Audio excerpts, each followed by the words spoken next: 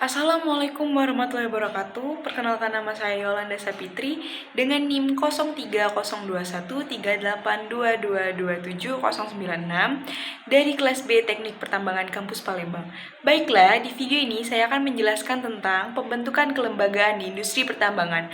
Adapun subtopik pembahasan pada video ini adalah yang pertama, pengertian dari pembentukan kelembagaan di industri pertambangan. Yang kedua adalah tujuan dari pembentukan kelembagaan di industri pertambangan. Yang ketiga adalah aspek hukum dan regulasi dari pembentukan kelembagaan di industri pertambangan. Yang keempat adalah fungsi dan peran dari kelembagaan di industri pertambangan. Yang kelima adalah proses pembentukan kelembagaan di industri pertambangan. Dan yang keenam atau yang terakhir adalah kesimpulan.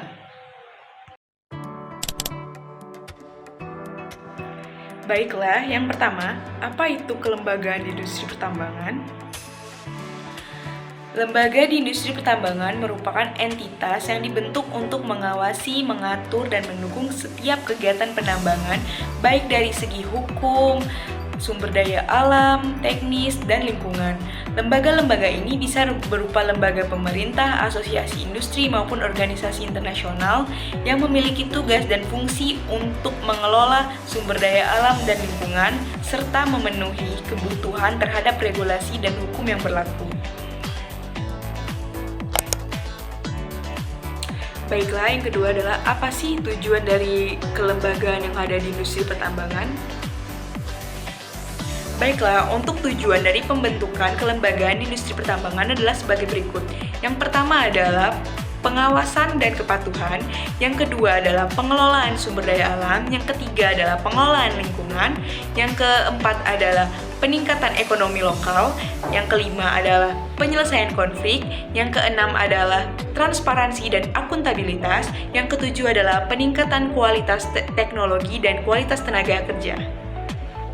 Lembaga-lembaga ini dibentuk untuk menjembatani antara pemerintah, masyarakat, perusahaan untuk menjaga keseimbangan antara sosial ekonomi dan kelestarian lingkungan di industri pertambangan.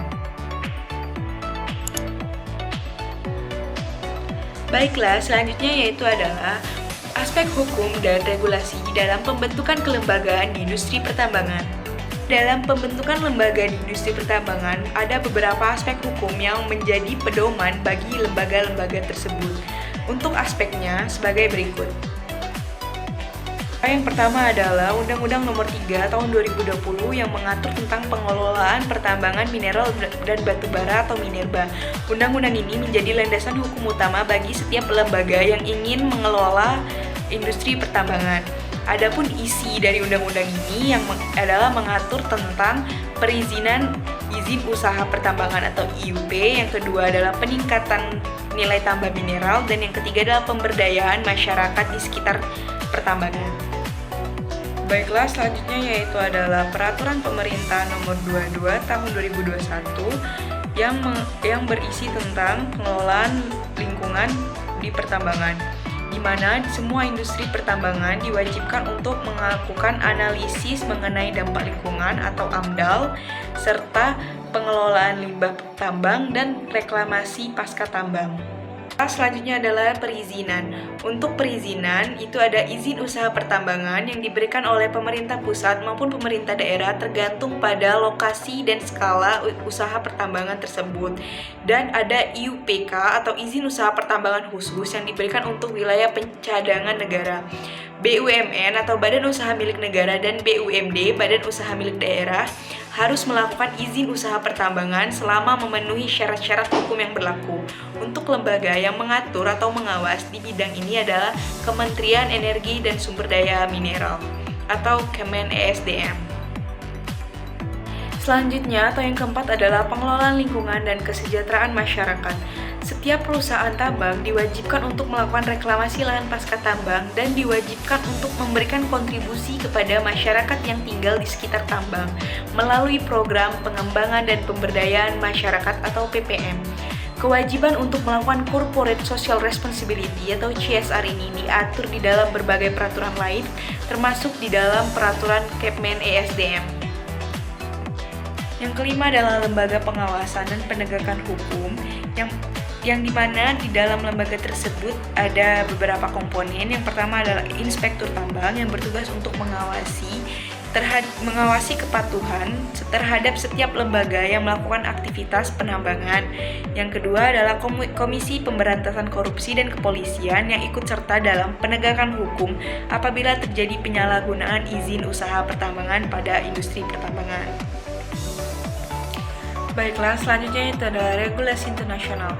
Selain regulasi domestik, lembaga di pertambangan juga tunduk pada standar regulasi organisasi internasional, seperti contohnya adalah Principle for Responsible Investment atau PRI, di mana lembaga ini menuntut transparansi dan tanggung jawab lingkungan dalam investasi pertambangan.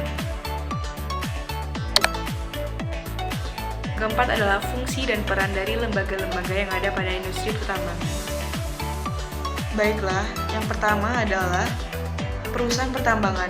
Dalam perusahaan pertambangan ini ada 3 lembaga yang dibedakan menjadi 3. Yang pertama itu adalah perusahaan pertambangan swasta, yang kedua adalah perusahaan pertambangan milik negara atau BUMN, yang ketiga adalah perusahaan milik daerah atau BUMD. Pada dasarnya, ketiga lembaga ini memiliki peran dan fungsi yang sama, hanya saja bedanya di skala penambangan.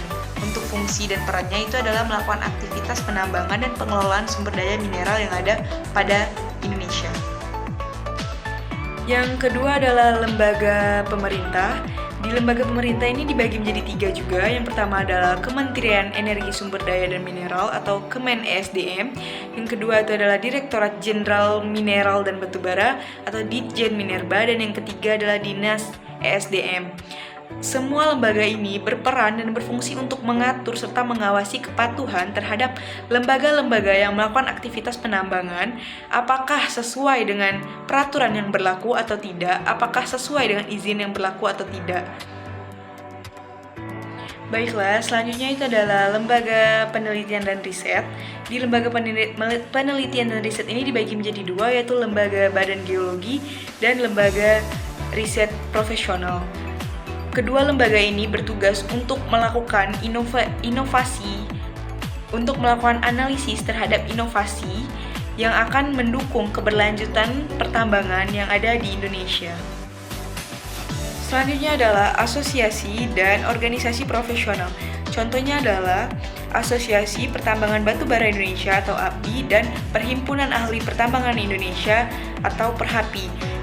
Kedua organisasi ini memiliki tugas untuk mengembangkan kompetensi terhadap ilmu-ilmu pertambangan dan meningkatkan keprofesionalan di ilmu-ilmu pertambangan. Baiklah, yang terakhir adalah lembaga keuangan. Lembaga keuangan ini digolongkan menjadi investor dan bank. Tujuan dari kedua lembaga ini bertujuan untuk melakukan pengaliran dana ke proyek-proyek perusahaan pertambangan agar mencapai keuntungan di masa depan. Untuk subtopik kelima, yaitu adalah tahapan dalam proses pembentukan kelembagaan di industri pertambangan. Ada pun beberapa tahapan dalam pembentukan lembaga-lembaga di industri pertambangan adalah sebagai berikut. Yang pertama adalah penelitian dan studi awal, yang dimana pada tahapan ini berisi dari studi kelihatan tambang, studi eksplorasi geologi, analisis dampak ekonomi, analisis dampak lingkungan atau AMDAL. Yang kedua adalah pemilihan struktur lembaga, dan yang ketiga adalah pengurusan izin usaha lembaga. Baiklah, yang keempat adalah penyusunan struktur organisasi dan manajemen. Yang kelima adalah pengelolaan sumber daya dan perencanaan operasional. Yang keenam ada pembiayaan dan investasi. Yang ketujuh adalah tanggung jawab sosial dan lingkungan. Yang kedelapan adalah melakukan pengawasan dan pelaporan. Dan yang terakhir atau yang kesembilan adalah melakukan reklamasi pasca tambang, di mana itu semua diwajibkan untuk mengembalikan lingkungan menjadi seperti semula.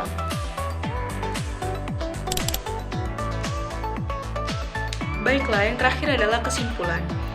Suatu kelembagaan yang ingin beroperasi di sektor pertambangan harus melewati beberapa tahapan yang kompleks dan harus memenuhi beberapa kerangka hukum terkait dari perizinan, tanggung pengelolaan lingkungan, dan tanggung jawab sosial.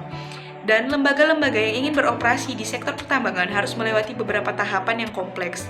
Yang pertama adalah studi kelayakan, yang kedua adalah analisis lingkungan, yang ketiga adalah perizinan, yang keempat adalah pembiayaan, yang kelima adalah pengawasan, dan yang keenam adalah pelaporan kegiatan. Baiklah, sekian video penjelasan dari saya tentang pembentukan kelembagaan di industri pertambangan. Apabila ada kesalahan saya mohon maaf, saya ucapkan wassalamualaikum warahmatullahi wabarakatuh.